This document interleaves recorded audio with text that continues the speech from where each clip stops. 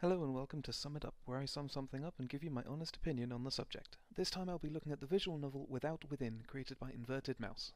The story starts with a young woman named Vimti dreaming about being a celebrity calligrapher. She is then brought harshly back to reality by the sound of her landlady knocking on her door reminding her of the late rent. Vimti hurries off to the busiest street in her area to continue attempting to sell her calligraphy work.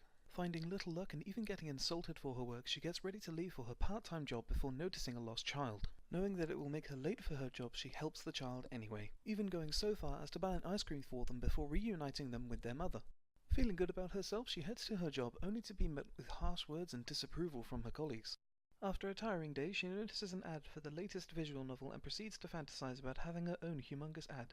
Following this, she heads into the store only to find that she has nowhere near enough money to buy the visual novel.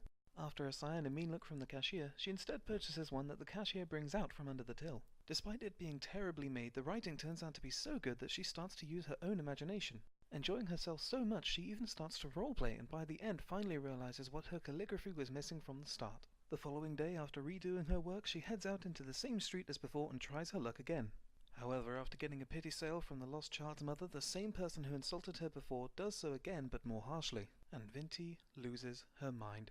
All in all, I feel that the writing was humorous, the art was well drawn, and it tied itself off very nicely. The problem I had with it was that it was only 15 minutes long, but if the only problem was that there wasn't enough of it, then it must be doing something right.